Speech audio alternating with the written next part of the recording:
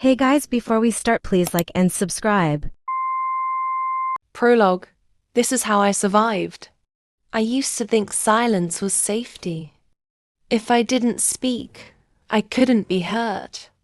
If I didn't move, maybe no one would see the cracks in me. But silence can be a prison too. It eats away at your voice, your worth, your soul until one day you realize you've been surviving, not living. This story isn't about perfection. It's about pain, truth, and finding a way back to myself when I thought I was too far gone. Unheard. I always felt unheard. I came last to my mother, even though I was her first child. My parents broke up when I was little. My father went his way, and my mother found someone else. They both built new lives without me. My father sent money sometimes, and whenever he did, my mother would curse me for it, like I was the problem. My stepfather wasn't kind to me as a child, but when I got older, he started acting nice, a little too nice. He would compliment me, saying I was beautiful. He would introduce me as his daughter to people, smiling like he was proud. I thought maybe I finally had a father figure who accepted me. Until the day it happened. We were alone in the house. I was lying on my bed when he came in and sat down. His eyes were different. He touched me, my legs, my body, and I froze. I said no. I tried to push him away, but he grabbed my neck, choking me until I could barely breathe. I thought I was going to die. He got his way with me anyway. When he was done, he looked at me and said, "You're a big girl now." He told me if I said anything, he'd throw me and my mother out on the streets. There was blood everywhere. I cleaned it up because he told me to. When my mother came home, it was as if nothing happened. She didn't see it, didn't feel it. My grandmother used to say, if something happens to your child, you feel it under your belly bottom. But my mother didn't feel mine. After that night, I locked myself away. I was scared, angry, broken. He kept abusing me in the dark, when everyone else was asleep. I prayed he wouldn't come. I hid. I tried to stay out of the house. But he always found me. He made me believe I was nothing.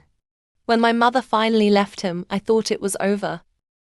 It was just me, my mother, my sister, and my brother. One day, I felt brave enough to tell her what he did to me. I told her everything. She didn't believe me. She flipped out, yelled at me, called me names. That broke something in me that never healed right. If your own mother doesn't believe your pain, who else will? I started searching for love anywhere I could find it, in attention, in validation, in the eyes of people who didn't even care about me. I dressed up my pain, trying to look like confidence. I started overly sexualizing myself, thinking maybe that's all I was, good for my body. But every touch still made me flinch inside. I was trying to be seen, but I felt invisible. My body started shutting down from no sleep, no food, no peace. The doctor said I needed rest, hydration, and gave me medication. But the sleeping pills stood out. They gave me this calm before I drifted off. My lowest point was the night I overdosed. I woke up in a hospital bed alone. I had pushed everyone away. Even my boyfriend, who once tried to love me through it, couldn't handle what had become. He was scared.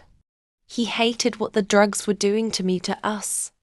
I remember staring at the white ceiling and thinking, maybe it would have been easier if I didn't wake up. But I did. After that, I found someone who understood me. He saw me at my worst and still held on. Even when I didn't believe in myself, he did. When I wanted to break up, when I crashed out, when I screamed and cried, he stayed. He became my small piece of peace. He reminded me I wasn't garbage, I was hurt. But I was still human. For the first time, I started to listen to my body. When it said, rest, I rested. When it said, cry, I cried. I started to heal slowly and quietly. It wasn't loud or pretty. It was me learning to breathe again. Healing isn't a straight line. Some days I still wake up afraid of the dark. I still see that door opening in my mind, still jump out of sleep. But now I know it's my body remembering, not reliving. I learned to listen to myself, to the girl inside who had been silenced for so long. She needed love. She needed safety. I started writing, crying, sitting in quiet moments and letting the pain speak instead of burying it. I wasn't fixed, but I was finally starting to exist again. Sometimes I close my eyes and see her, the little girl who thought her voice didn't matter. The teenager who tried to find love in all the wrong places. The woman who almost gave up. I want to tell her this. You were always enough. You were never too much. You were never to blame. The world failed you. You didn't fail yourself. And now I speak for both of us. For the girl who was unheard. For the woman who finally found her voice. Epilogue. Still here. I'm still here. Still healing. Still learning to love myself without fear. My scars remind me that I survive what was meant to destroy me. I no longer search for love in others.